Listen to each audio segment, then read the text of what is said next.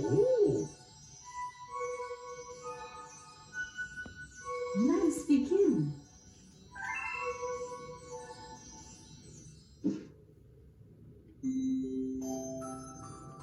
Chapter 1. The Sicilian Duo.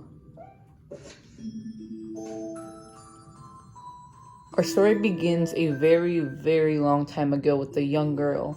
One day, this girl spotted a rusty spaceship holding a small star child. "What's your name? Are you lost?" the girl asked the star child. "The Luma and I have been waiting for Mama. She's coming for me on the Comet," said the star child, who might have been waiting day and night. "Don't worry, I will wait with you," the little girl promised. "Luma?"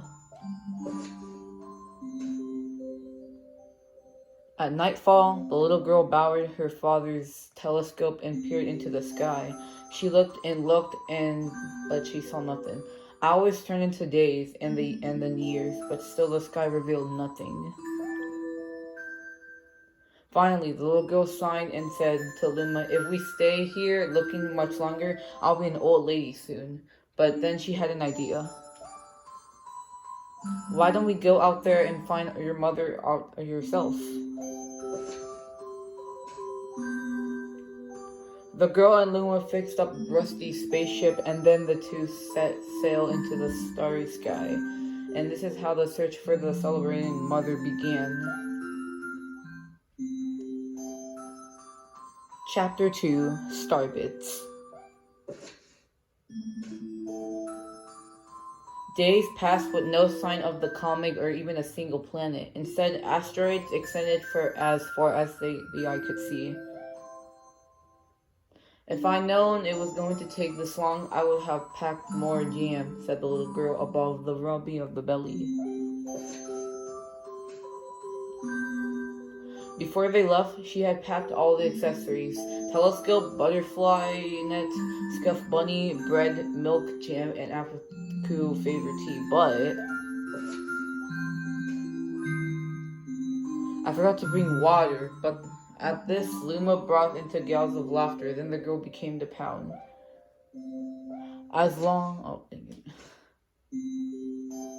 Luma continued to laugh, and the girl couldn't help but join in. "Alright, maybe just a nibble."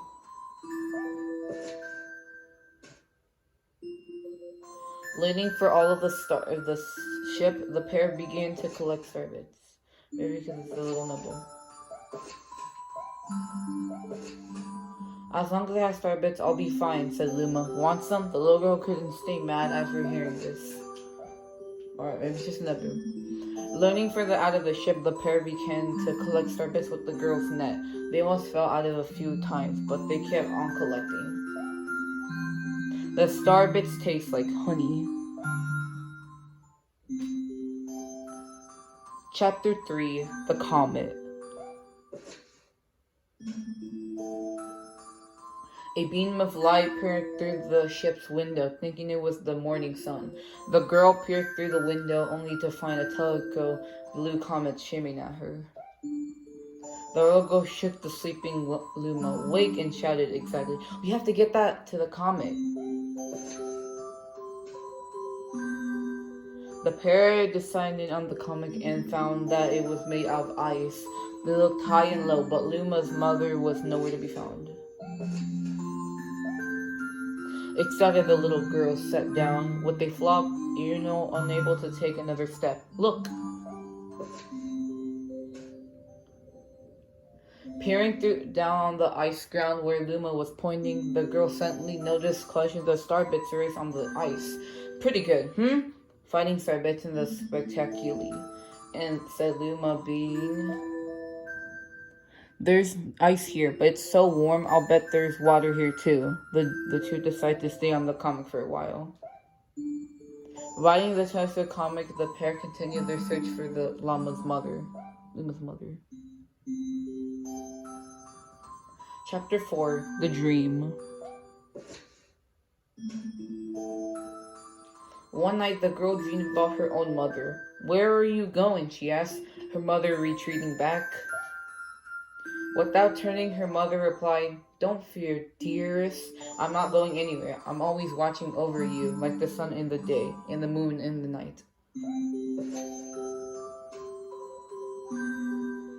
A wave of sadness washed over the girl.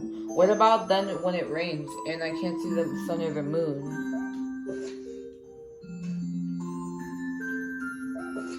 Can't see the sun or moon. Her mother thought for a moment before responding. "I'll try to assign the clouds and wait for your tears to dry." When she woke, the girl's face was damp with tears. "You have starbits in your eyes," and said the Luma to the girl. Wiping her face, the girl replied, "These are tears, not starbits. I'm crying because I'll never see my mother again." At this, Luma began to start crying too. "Mama, oh mama, when?" The pair traveled through the starry skies and thought they encountered many other comets. Not one of them held Luma's mother. Luma was deposant. Now, Luma, the rain clouds won't go away if you keep crying," the girl said. "Give Luma a squeeze. I'll give you a present if you stop." The girl closed her eyes and said, "Gently, I'll take care of you." With these words, she felt a small spark in her heart. Chapter 5. Home. "The kitchen will go here and the library will go over here," the girl said, bustling to herself. "We'll put the gate here." Ever since the girl took Luma under her care, she'd been bustling about at the fever's pitch. It's a lot of work, but it's worth it to make it a happy home. It'll turn out the starbits wasn't the only thing buried in the ice. There were tools and furniture, unlike any they had ever seen. And the girl used them to build a home. Looking at the compact house, Luma remarked, "Don't you think it's awfully big for just the two of us?" With the library, bedroom, kitchen, fountain, and gate, it was certainly suspicious, but still something seemed to be missing. If only my father, brother, and my mother were here," the girl said wishfully. Indeed, the house was too large for just two small residents.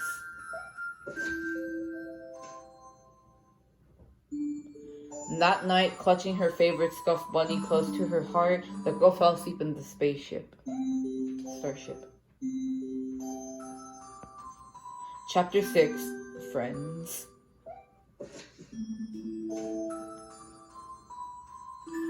Then one day, while the girl sat sipping tea, a tiny aircraft, a planet appeared on the horizon. From the planet, other Luma of the same color and George. Do you two know each other?" the girl asked the two llamas. Clearly distressed the girl's excitement, they seemed uneasy. The two llamas nearly drew closer nor backed away from each other. Instead, they just stared. Then one Luma broke the silence. "My mama." At once, the awkward Luma protested back, "My mama, my mama." "My mama, my mama." The two Lumas began to dance around the girl frantically, and either showed any signs of stopping. The girl was so charmed by this adorable scene that she couldn't help but laugh, and that when something very strange happened. Suddenly, more Lumas began to pop out from the aeration planet. They were all different colors, but they all shouted the same thing. "My mama, my mama!" The sight of all the shooting llamas only made the girl laugh harder. "What am I going to do with all these children?" The Lumas just stared blankly as she doubt over laughing. "I guess we'll have to name each and every one of you." Tomorrow, once she had finished naming them all, she would begin moving all the Lumas into the new house. Chapter 7. The Telescope. After seeing their 100th comet, a sudden thought popped into the girl's head. I wonder if my home planet is still as blue as it was. That's when she remembered her father's telescope. Peeking into the telescope, a tiny blue dot floated into sight. It was smaller than a star bit. How strange. It's so far away, but it feels so close. She twisted the knob on her telescope, and the blue dot grew until she could make out a grassy hill dot with flowers. It seemed very familiar to her.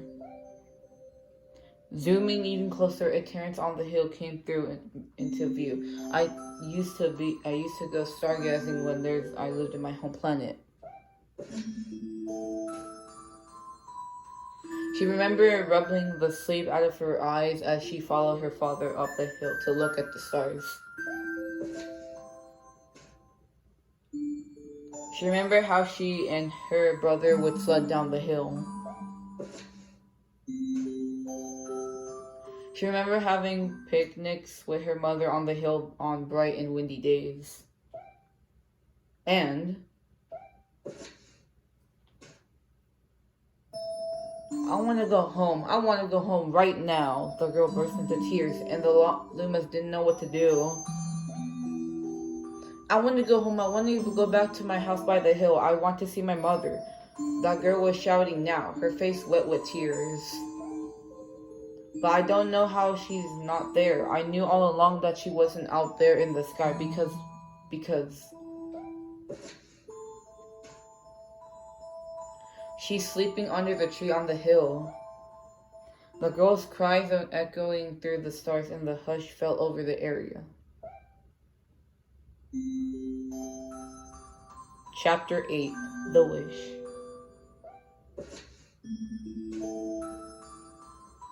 They're usually quite cheering. One day the girl she said again. Luma drew close and tried and comfort her. Mama, you still have me. Don't be sad. Don't be sad about your mama, because she's part of you. That means she's always close by. It's like me. I love starbits because they remind me of my mama.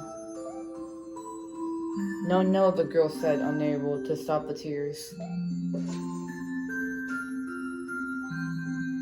A lonely look flickered across Luma's face, but it was soon replaced by a wind grin. I have an idea. I'll transfer into a comic, a stirring comic that will carry you all on this journey. With that, Luma trailing bonds of white, soaring high into the sky, and just as quickly starting to plummet back down. Kabloom! Kablam! The ground shook and a bright light poured out of the crater that the Luma had created. The branches of light twisted together to form a comic tail. And then Luma emerged, reborn as a comet. The girl could barely believe her eyes, but how? She kept asking. Our destiny as Luma is to transform into different things, said a red Luma, who suddenly appears. Stars, comics, planets, we can become all these things. When I grow up, I want to become a star that makes someone special.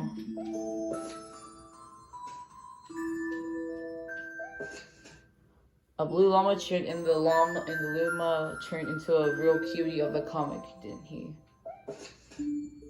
All the Lumas together said, "No more crying, Mama."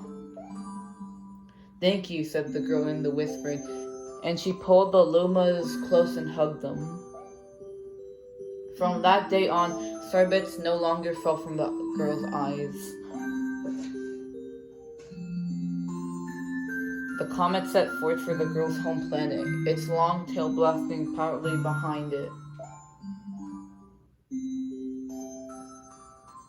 Final chapter, family.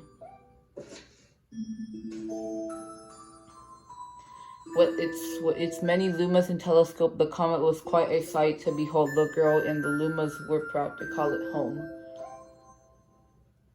As at a welcoming party for a new llama, the girl gathered everyone in the kitchen. It said in the louder voice than usual.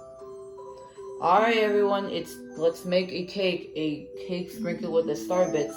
Then it will be a star cake. The Lumas excitedly began to gather the ingredients.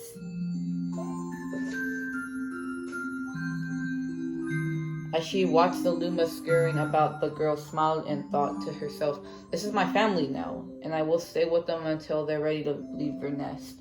And then they do leave. I'll set them off with a smile. Because that's what makes a mother happiest. That night when the girl lay down to sleep, a soft light imploring her and remind her of the blue planet one she once called home. But it would be very nice to return home once every 100 years to nap on the favorite sleeping nook. The comet carried the Lumas and the girl continues on its journey to this very day. With more family members until that could be counted. It said that the comet visits the girl's home planet once every 100 years. Its proud whale tail glitters into the sky. The end. That's all. My story is finished.